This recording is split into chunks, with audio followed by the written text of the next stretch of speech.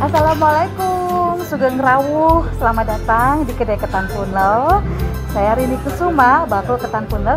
Seperti biasa, selalu jaga kedai, selalu menantikan kehadiran Bapak Ibu pembeli Kedai Ketan Punel semua.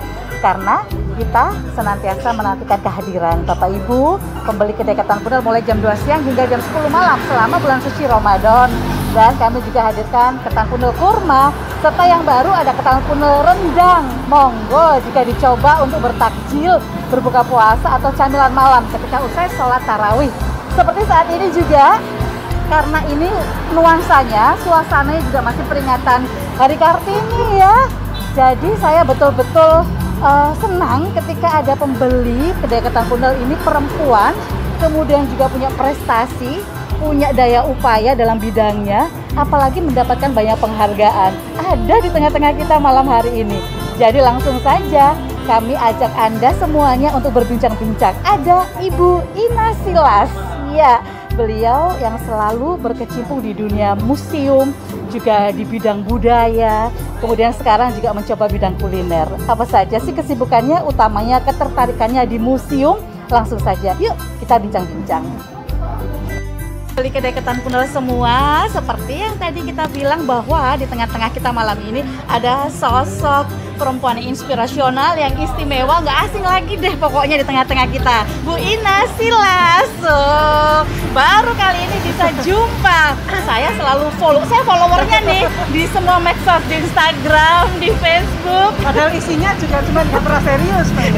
Justru itu, malah seneng lihatnya. Bu Ina Silas sedang pergi kemana, sedang mengkonsumsi apa, sedang apa, itu menyenangkan gitu lihatnya. Dan sekarang ada di Kedai Ketan Punel. Terima kasih, selamat malam Bu Ina. Sama-sama, kan saya sudah berapa kali kesini Mbak. Gitu ya. Seneng banget saya akhirnya bisa singgah di sini, di tempat yang sederhana banget ini. Mudah-mudahan nggak kecantol ya Ibu, ini juga banyak pakunya soalnya, lincahnya. Aman. Baik Bu Ina, karena seneng banget ketika ada pembeli Kedai Ketan Punel, seseorang yang itu sangat kita kenal, seseorang yang itu menginspirasi banyak orang dari profesi aneka rupa. Monggo silakan. Ya? Oh silakan. Mudah-mudahan saya tidak mengganggu. Enggak, ini sayang aja kan duriannya menantang sekali. Ketan durian, tapi sebelumnya ketan bubuk kedelai Bu Ina. Porsi kedua. Tapi tetap langsing luar biasa. Jadi minder nih di sebelahnya.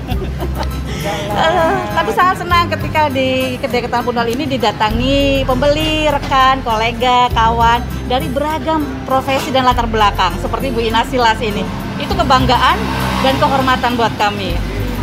Saya sih senang aja karena memang saya doyan makan Mbak. Doyan makan. Jadi waktu dikenalin ada Ketan Punel ini kan saya udah dulu beli, kan punya yang di Ayani ya. Iya, pernah ada cabang di sana saya sebelumnya. Kan dulu sering di sana karena kan dekat rumah. Oh gitu. Iya, gitu kan di sana tutup. Jadi udah pelanggannya lah. Iya, sekarang tidak buka cabang dulu di mana-mana, hanya di sini aja sementara begitu sampai pandemi selesai mungkin ya. Dan begitu. Baik Bu Ina, ini apa ya? Kalau saya baca berita gitu dulu sering dapat penghargaan apa, sering berkiprah di dunia apa, sibuk banget. Bahkan pekan ini, minggu ini kan sibuk sebetulnya Bu Ina. Tapi kok masih bisa singgah di sini? Terima kasih loh. Ya, Diluangkan kan waktunya. perlu break juga lah, karena kan ya saya kalau hari ini kan udah mulai bisnisnya duluan. Ya. Kalau saya kan baru pengusaha baru tuh, UMKM baru. baru belajar jadi UMKM. Apa ini Bu? Bisnis apa sekarang? Saya iseng aja sih, saya bikin sambel gitu kan. Jadi sambal. kebetulan kapan hari itu kan cabai luar biasa tuh naiknya. Jadi mahal banget ya. Iya, mau bikin tuh kan nggak tegan jualnya. Jadi setelah turun, kebetulan pesanan juga udah banyak. Makanya kan minggu ini saya pada ngejar bikin sambal itu aja sih pesanan. Tapi karena tadi pagi udah selesai semua, sekarang nge-break dulu. Sambal-sambal khas Surabaya gitu ya Bu Ina ya. Wah, kalau buatan Bu Ina pasti udah nggak diragukan lagi, pasti enak. Pekan ini, minggu ini, karena kemarin itu 21 April kita peringati seperti biasa, selalu relevan hingga detik ini sebagai peringatan Hari Kartini. Bagi kita para perempuan Indonesia merupakan pengungkit gitu ya untuk perubahan yang sekarang kita rasakan betul perubahannya. Seperti bisa menjadi Bu Ina Silas, tentu juga Ini representasi, kalau saya bisa bilang representasi Kartini masa kini sekali, relevan sekali semangatnya dan kiprahnya serta prestasinya, ya kan? Apalagi Bu Ina ini juga berkecimpung di dunia museum, hal yang bidang-bidang yang mungkin nggak banyak gitu perempuan betul-betul totalitas di dalamnya, ya kan Bu Ina ya? Masih di museum kah? Masih ngurusin museum? Jadi memang kan saya udah resign ya 2019, tapi mungkin karena sudah hobi, udah terlanjur senang, jadi sampai sekarang saya masih tetap membantu, tetapi saya bantunya di pusat. Jadi saya membantu di sisi Direktorat Jenderal Kebudayaan. Gitu. Iya, saya membantu mereka. Kebetulan kan di Indonesia itu ada yang namanya International Councils of Museum, ICOM ya kalau disingkat. Itu pusatnya ada di Paris. Nah, itu kan di setiap negara mereka punya ICOM gitulah ya, nasional. Nah, saya kebetulan masih duduk sebagai pengurus di ICOM Indonesia. Khususnya bagian program ini edukasi dan komunikasi museum. Jadi harus memperhatiin ini perkembangan museum, problem mereka juga selama pandemi ini, karena mereka kan juga problem ya, harus tutup gitu. Lalu mereka juga harus mulai berkreasi dengan menggunakan digital. Ya, jadi saya mengikutin lah ya perkembangannya mereka juga bagaimana. Tapi luar biasa loh ya mereka, luar biasa karena kreativitas mereka itu juga tumbuhnya bagus gitu kan selama pandemi. Jadi saya rasa pandemi ini juga akhirnya menjadi satu momen yang pas banget membuat museum itu akhirnya memanfaatkan teknologi yang ada. Luar biasa lah pokoknya. Itu dia, baik ketika orang mendengar kata museum itu kan banyak yang mengernyitkan dahi, banyak yang nggak usah ngomong terlalu jauh deh, itu kayaknya membosankan gitu kan, berdebu, usang, kemudian out of date gitu, nggak masa kini banget. Seolah-olah seperti itu persepsinya. Apakah masih seperti itu ya Bu Ina persepsinya? Dari sekarang ini ada 440 museum lebih ya di Indonesia. Saya bilang perkembangannya sudah jauh lebih positif dibandingkan dulu gitulah ya. Saya masih ingat awal-awal itu memang gak mudah ya untuk mengajak mereka berubah gitu. Tahu sendiri biasanya orang selalu menganggap begitu masuk museum itu kan dimuseumkan. Berarti kayak udah betul. Lalu dimuseumkan, nggak kepake, nggak dikelihatan. Padahal museum itu adalah, saya bilang adalah juga salah satu pusat pendidikan. Karena kan sejarahnya Indonesia ada di situ semua. Ya, kita juga harus belajar dari sejarah untuk bisa kita maju, gitu kan lah. Nah ini merubah memang mindset yang dimulai dari pengelola museum itu yang utama sebetulnya. Walaupun membutuhkan waktu yang cukup panjang, tetapi sudah menunjukkan hasil yang luar biasa ya. Jadi saat ini saya bilang ya, kalau ada sekitar 25% museum yang mereka sudah maju, udah bagus loh. Padahal 25% lah istilahnya, tapi itu udah bagus banget gitu kan. Karena kemauan untuk mereka berubah, mengikuti teknologi, itu yang utama. Utama gitu kan. Harus adaptif ya. Oke, perempuan dan museum. Wah, tampaknya menarik sekali perempuan dan museum. Dua hal yang sangat ini, kata-kata yang ibaratnya privilege, yang ibaratnya itu kayak gak banyak sudah perempuan berkecimpung pula di dunia museum. Apakah masih ini Bu, kalau bicara tentang gender gitu, apakah masih sedikitkah perempuan yang betul-betul totalitas di museum, mau memajukan museum gitu? Nah, justru saya perhatikan sekitar mulai 2010 ya, lebih kurang ya. Kalau dulu memang rata-rata museum dipimpin oleh laki-laki. Sejak sekitar 2014-an lah ya. Itu semakin banyak kepala museum perempuan. Semakin banyak perempuan menjadi mereka kepala museum di seluruh Indonesia. Jadi nggak cuma di Jawa gitulah ya. Saya ada teman-teman yang di Manado, ada yang di Kalimantan, itu kepala museumnya walaupun mungkin belum representasi sampai betul-betul 50% ya. Tetapi sekarang saya bilang antara kepala museum perempuan dan laki-laki sudah lumayan seimbang ya, mendekati seimbang. Gitu ya. Iya. Jadi apa perbedaan ketika museum itu dipimpin oleh laki-laki dengan dipimpin perempuan? Bu Ina mencatat apa bedanya? apa bedanya? Saya sih tidak terlalu melihat ada satu perbedaan secara yang begitu signifikan. Karena kalau kita ngomong dari sisi museum, itu sebetulnya adalah passion, ya. Kita harus cinta. Kita kalau tidak cinta terhadap sejarah, kita tidak tercinta terhadap peninggalan bangsa kita nggak bisa akan mengelola museum dengan benar, dengan baik. Hanya karena sebuah, oh ya aku diangkat, aku ditanggung jawab, itu nggak akan jalan biasanya museum yang di sana. Nah, hal ini itu saya lihat dimiliki oleh kedua belah pihak gender ini tadi ya, baik laki-laki atau perempuan. Mungkin bedanya satu kali ya, lebih keibuan kali. Itu nggak bisa lepas, alamiah banget itu pasti ya. Ada sentuhan-sentuhan artistik kah di dunia museum ketika itu ada lebih perempuan? Bersih kali ya. Lebih bersih kali ya. Saya nggak lihatnya ke sana juga lebih bersih atau enggaknya, tetapi biasanya lebih open gitu. Lebih open gitu. Tetapi saya pun melihat perkembangan yang luar biasa juga dari ini kepala museum yang pria ya, para pria. Kalau dulu di awal-awal mereka hanya sekedar lebih kepada menjalankan sebuah tugas, di sini sekarang mereka pun mulai hampir seperti para ibu-ibu museum ini tadi gitu ya. Mereka betul-betul menunjukkan perhatian yang luar biasa terhadap kebersihan, apalagi selama pandemi ini. Udahlah, sekarang nggak ada bedanya antara perempuan dan pria.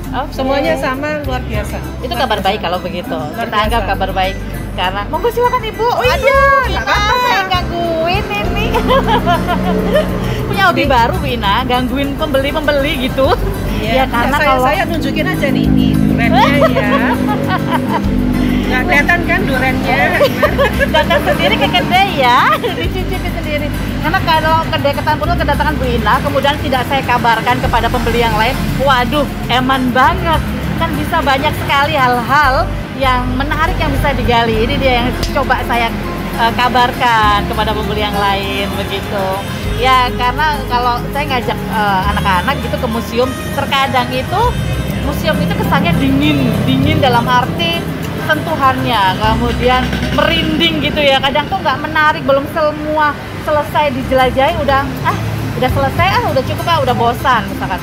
Beda ketika dengan museum-museum yang nampaknya tahu Bu Ina kan pernah di House of Sampurna ya, beberapa kali di House of Sampurna itu nyaman, bahkan sekali putaran gitu masih kurang, kita bisa berputar lagi ke koleksi-koleksi yang tadi sempat menarik perhatian, kita datengin lagi, kita puterin lagi seperti itu. Apa ya kira-kira ambience-nya, apa gitu?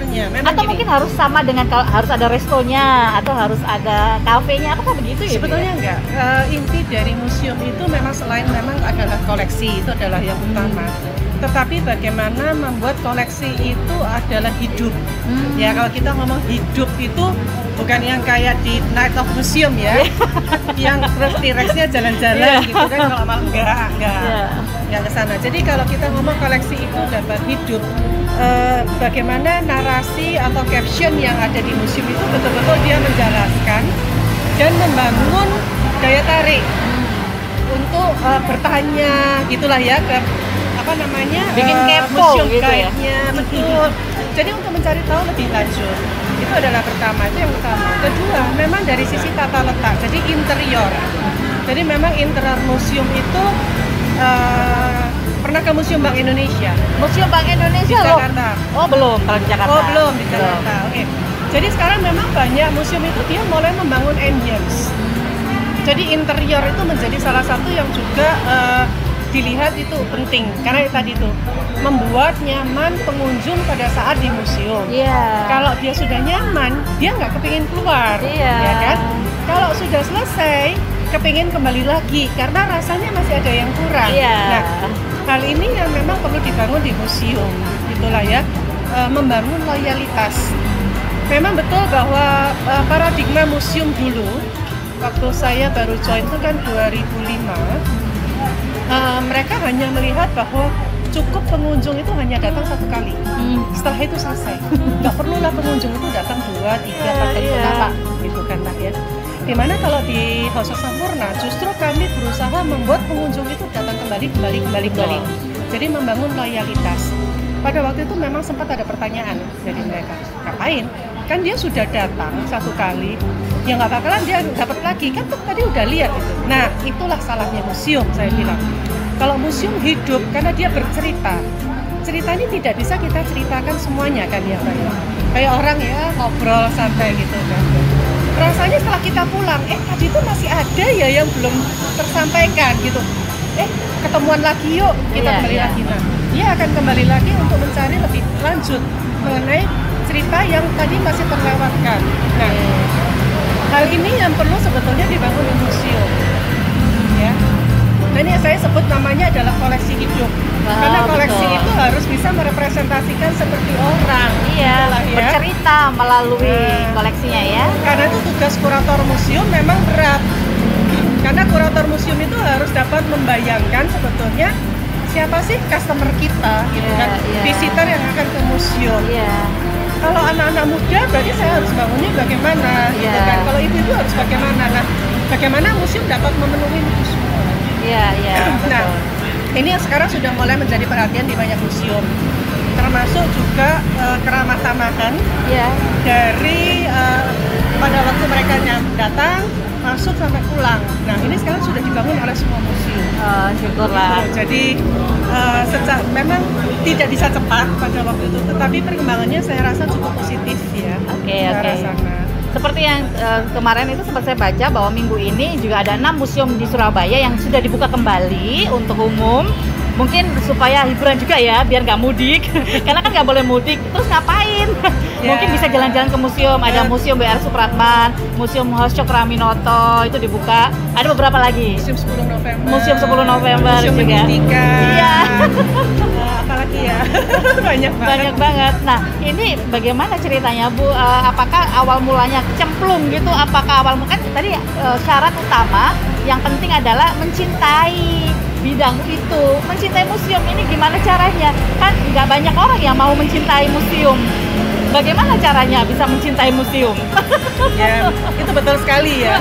Karena orang kadang sudah perspektifnya itu kan udah sejarah membosankan. Tapi itu betul banget gitu kan lah ya. Karena kebetulan saya sudah diperkenalkan terhadap pada cagar budaya dan sejarah itu sejak masih kecil. Oleh Prof. Johan Silas. Iya. Beruntunglah karena memiliki orang tua yang memperkenalkan sejak awal. Iya. Jadi memang dari kecil itu kami dibawa ke Candi Jawi, gitulah ya, ke Pendit ya yang di Malang. Iya. Gitu. Terus Candi Tikus, Tabanan, Borobudur.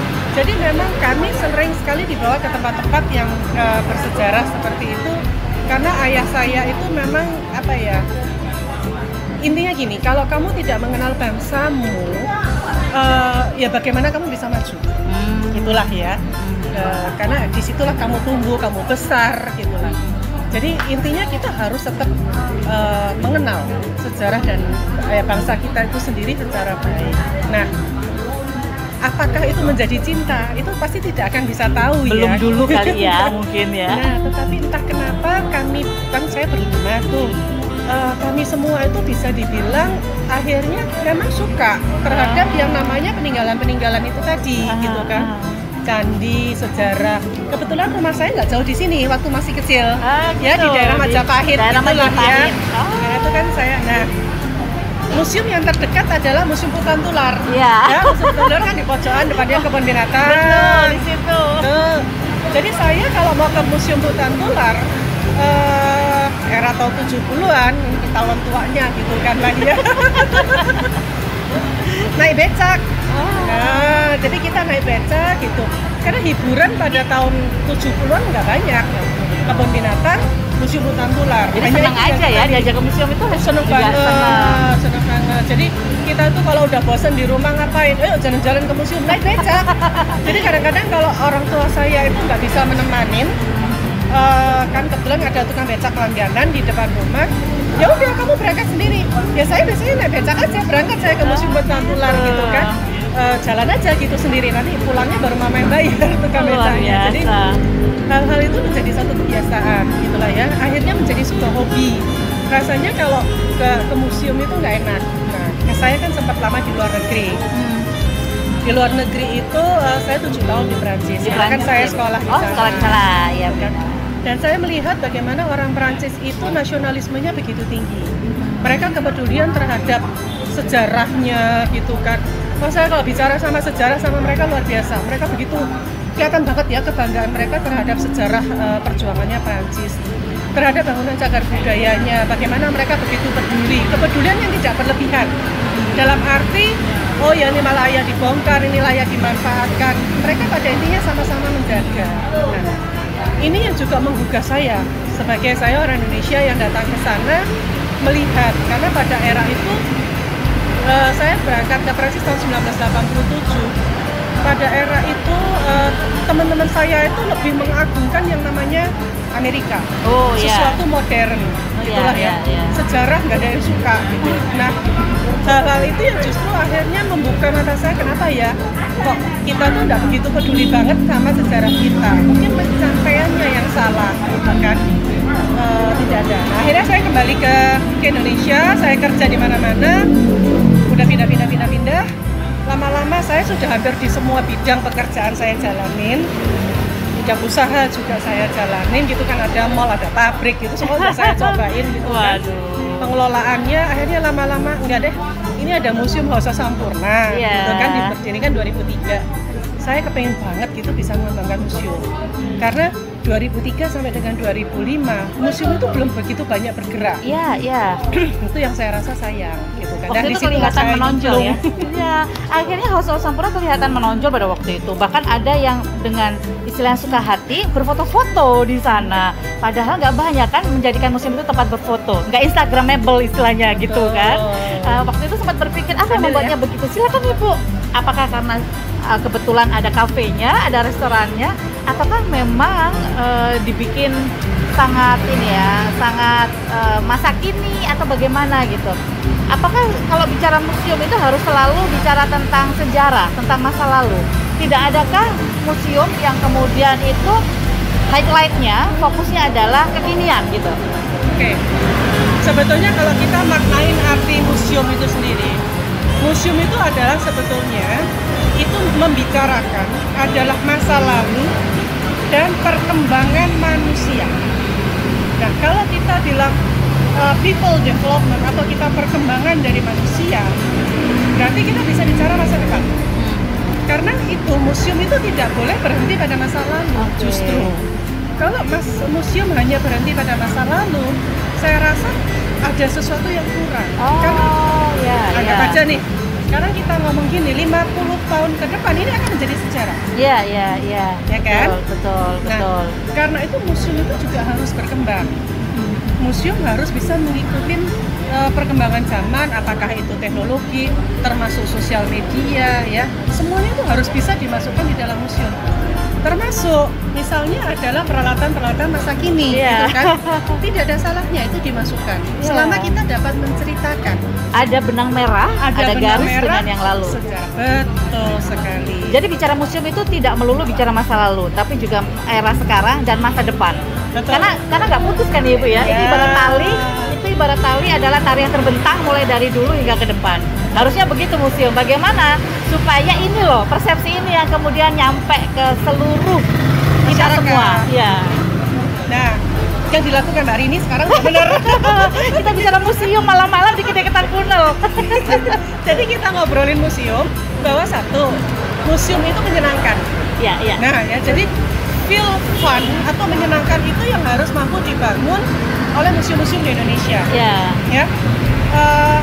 Bolehlah kayak umpamanya saya yang sebagai penjaga museum usianya udah tua gitu kan. Tetapi saya orang tua yang harus kekinian gitulah ya. Dalam arti apa? Saya memahamin kebutuhan anak-anak muda untuk ke museum.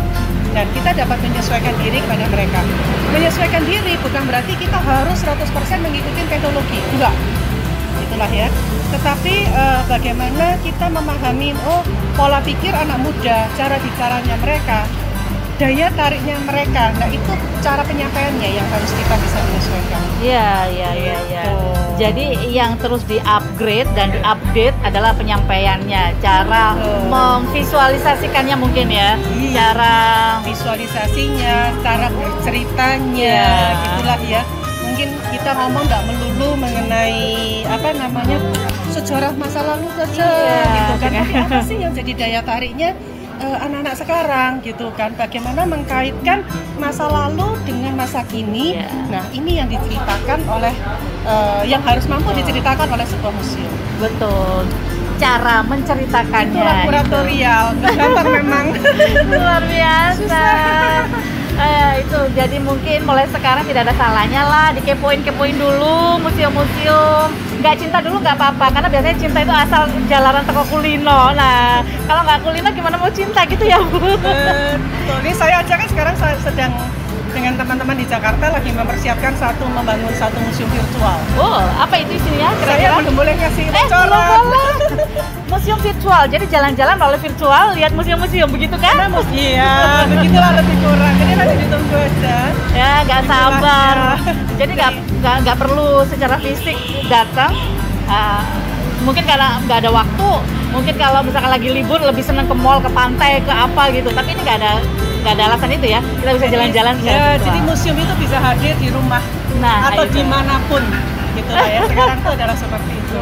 Tampaknya itu. Jadi ada semacam lag-nya ya. Semacam kayaknya kalau kita lihat perkembangan anak-anak muda sekarang segala macam. Kalau banyak yang kemudian berkomentar negatif atau apa, kalau mau diubek-ubek melalui sejarah atau sudut pandang museum, mungkin itu ya ada semacam lag gitu ya, ada semacam apa ya istilahnya jurang begitu kali ya. Ya kita harus bisa melihat lah ya ini apa sih yang dapat menyatukan masa lalu dengan anak muda sekarang. Betul. Gitu.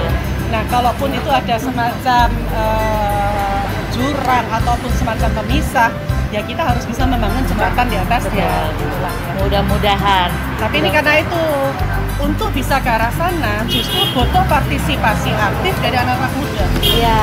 Ya, karena itu sekarang banyak museum mereka juga mengajak anak-anak muda untuk terlibat dalam proyek-proyek museum. Wah, luar Dan itu biasa. yang luar biasa. Betul. Gitu kan lah ya. Mungkin kalau perlu ada museum persambelan ya Bu Ina. Nanti ya. Karena ngomongin sambel tuh wah variannya luar biasa. Museum makanan dong. Museum makanan-makanan Indonesia. Kan tuh ada museum makanan-makanan Indonesia. Jadi ada sambal, ada ketan tuna. Iya. Ketan makanan kita. Makanan Nusantara. Karena semua daerah di Indonesia punya ketan dengan sebutan yang berbeda-beda. Ya ada pulut, ada songkolo kali ya. Di sini ketan. Apalagi gitu ya. Kalah aku deh kalau itu. Baik Bu Ina, waduh ya kami berbahagia sekali, terima kasih loh. Selamat Hari Kartini untuk Bu Ina Silas. Selamat Kartini juga hari ini. Karena memang sangat cocok sekali menjadi representasi segala perjuangan emansipasi. Karena nggak bicara tentang pendidikan aja ya, kemudian ability, kesempatan untuk terjun di dunia-dunia bidang-bidang yang nggak banyak perempuan tekuni itu juga merupakan salah satu bentuk semangat Kartini hingga saat ini kita rasakan begitu. Jadi bakul saya ini juga. Ya, sekarang kan saya juga jadi bakul sambal. Bakul sambal. Ini sudah ngobrol dengan bakul ketan. Bakul sambal dan bakul ketan. Dan nanti sambal jadi satu sama ketan mungkin enak. Itu enak pasti. Itu rasanya enak pasti, harus uji coba. Baik Bu Ina. Yang itu ya sambal bajak. Sambal bajak sama sambal bawang kita dia. Ikan asin, sambal putih. Oke, saya sudah dapat testernya nih. Gak sabar untuk mencicipi. Bu Ina, saya terima kasih banyak. Mudah-mudahan tidak kapok untuk singgah kemari. Ya pernah kapok. Tempat nongkrong saya juga. Malam ini menikmati ketan durian dan minumannya Sinom. Mudah-mudahan sehat selalu, menambah imun di saat kondisi wabah seperti ini. Iya, terima kasih loh Mbak Rini. Sama-sama, saya juga. Sudah diajak. Saya nggak pernah merasa menjadi satu Kartini yang sehebat Kartini sih ya, cuma karena saya jalanin aja. Nah, tapi orang lain lah yang menangkap energinya ternyata. Energi dari seorang Bu Ina Silas. Nah, itu dia. Kita ngobrol-ngobrol tadi. Sayang banget ya waktunya ya, tapi saya udah lama gangguin ya, ketannya dingin. Waduh, rasanya kurang lama karena masih banyak sebetulnya yang mau diubek-ubek. Tapi gimana lagi, kita sudahi dulu. Saya berikan kesempatan Bu Ina untuk menikmati ketan malam ini. Terima kasih. Dan untuk Bapak Ibu membeli kedai ketan punel yang lain, jangan lupa silakan singgah. Kedai ketan punel selama bulan suci Ramadan menghadirkan ketan punel kurma. Buka kita jam 2 siang hingga jam 10 malam setiap hari, nggak pakai libur. Saya Rini Kusuma. Wassalamualaikum warahmatullahi wabarakatuh.